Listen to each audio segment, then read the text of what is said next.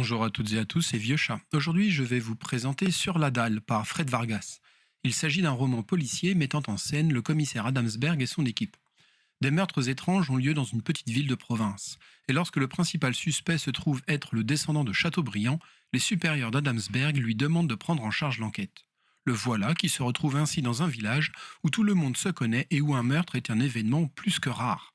Le commissaire et son équipe s'installent dans une auberge d'où ils supervisent les investigations. Mais voilà qu'un deuxième meurtre a lieu au nez et à la barbe de la police.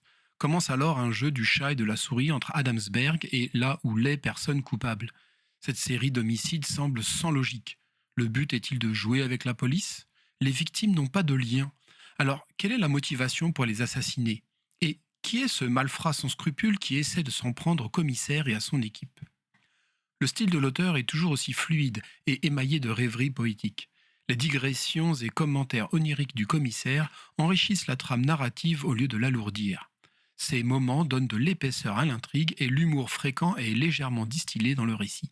Les personnages sont très bien caractérisés et l'on retrouve avec plaisir les différents policiers avec chacun et chacune leur petite manie.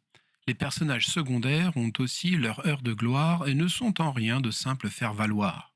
La vie de village et la communauté qui en découle est décrite de manière immersive.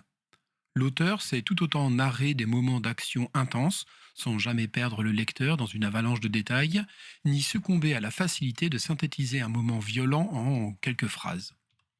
L'auteur semble donc avoir trouvé un juste milieu narratif et stylistique qui s'améliore avec le temps. Extrait.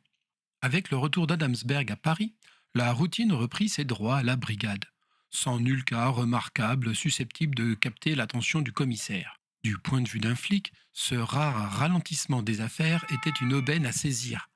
Beaucoup profitaient de cette période d'allègement pour réduire le rythme, récupérer, traîner à l'heure du repas, se consacrer à d'autres tâches, telles Danglars à ses recherches héraldiques, c'était sa préoccupation du moment, ou Voisenet à sa passion pour les poissons, spécialement d'eau douce.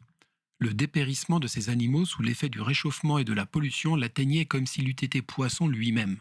D'autres, tels Mercadet et Froissy, génies de l'informatique, aspiraient à une longue et complexe recherche qui ne venait pas. Retencourt, une femme dont l'action constituait l'essence même de son tempérament, partait en longue promenade à pas rapide pour expulser son trop-plein de puissance.